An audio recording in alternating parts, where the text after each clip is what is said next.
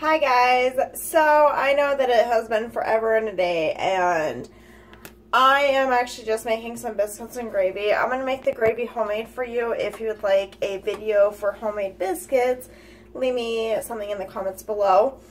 And I am going to start out with getting my stuff because I don't have anything ready. I figure if it's been a while and a freaking long day, then why not some longer content? I mean, so what? Yeah, that was my oven. But the biscuit's already in there. Alright, so I'm going to start out with a pan. I'd rather prefer a non-stick pan, but this is all that I have. It's fine. It'll work. And then we got some flour.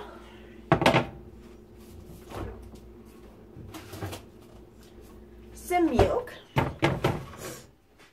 And some salt and pepper. Look how cute these are! No, this is not sponsored. I don't even know where these got from. My dad ended up just leaving them in here when we had moved into the new place, and I think they're freaking awesome. But anyway, thanks for your me. How have you guys been? Feels like, again, forever and a day. I'm sorry about that, but, I mean, crap happens.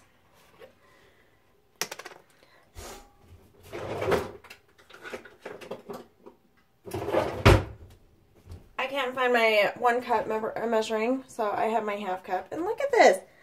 I hate when that happens, but I've had these forever, so it's understandable. So we're going to actually put the...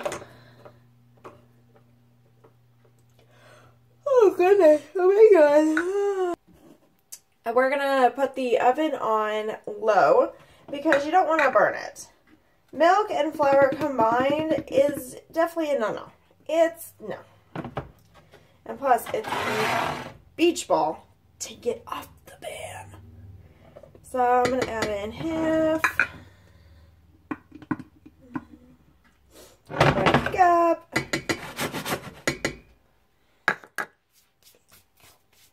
Okay. Then we're going to get out a liquid measuring cup. So you have a liquid measuring cup. You have a dry measuring cup. Liquid, dry. Liquid, dry. Okay, now we're good. Now, are we measuring out? So it's like pretty much a 1-to-1 ratio. If you have 1 cup of flour, you need 1 cup of milk. And no, this is not the proper way to measure, but it's close enough. But you got 1 cup. And then, oh. I almost made a mistake. Where is it? Oh, we need a whisk. A whisk. As you're pouring, you need the whisk. It's freaking delicious. Have you ever had homemade gravy? Have you ever been into a restaurant and they gave you some homemade freaking gravy and it was delicious and you always wanted to go back? Yeah. Now, if you make it at home, you don't have to do that. And the other thing with gravy, yes, you're supposed to make a roux. However, I am not a professional baker. I'm not. I taught myself on how to bake, and some of the things that I do know how to cook, my dad taught me on how to cook when I was younger. And some of the things, very few of the things that I do know how to cook, like baking, I got that from my mom. Like chicken enchiladas. Delicious. If they are made right.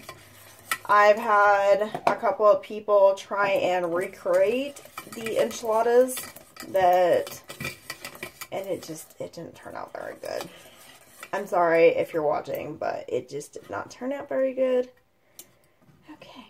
Of course, my whisk is breaking. Lovely. Yep, there it goes again. Okay. But anyway, the roux is supposed to, supposed to add a couple of tablespoons of the flour and very little of the milk, and you're supposed to let it cook out so it doesn't have that flour taste to it. But I don't like to do that. So I'm going to continue to stir. And you always, always stir. Never fails. Because if you do not stir, it's going to burn very easily at the bottom and it's going to get stuck.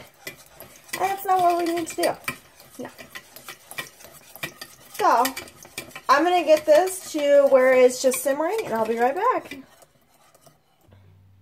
Hi guys, so my gravy is done, and the reason why you know it's done is that you take a spoon, which I kind of already done, but you take a spoon and you slip your finger. If the gravy does not come back together on the spoon, or if it doesn't drip off very easily, that means it's ready. It's a thick gravy. It was friggin' delicious. I love it. Mmm. Okay. And then you're going to be adding some pepper. Let me bring that a little closer. Look at all that pepper. But don't add in too much, because then it's way so poppy. Did I say poppy? Poppy. No. No. No! Okay. So, then you're going to whisk that in. And then, you're going to take another taste of it. I kind of need 2 hands. I'm going to actually turn that down because it's already starting to get thick again. If your gravy gets too thick at the bottom and you get the chunks, you can always add in more milk. You cook it for a couple more seconds, and then it's done. It's really quite easy and very delicious.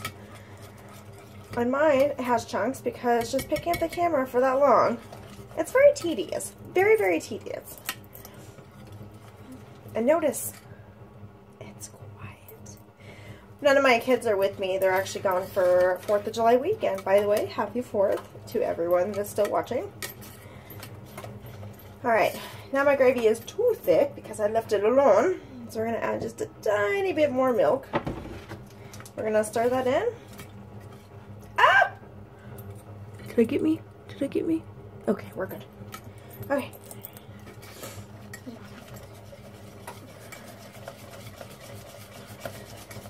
Squeeze, squeeze, squeeze, squeeze, squeeze, squeeze. Alright. Our gravy is completed.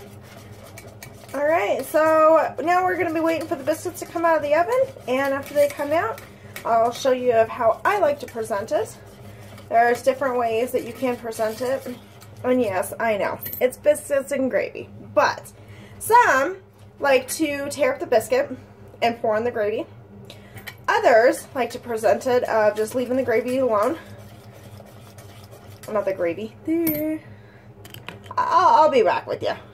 Alright, so how I like to present it is to take the biscuits and tear them apart.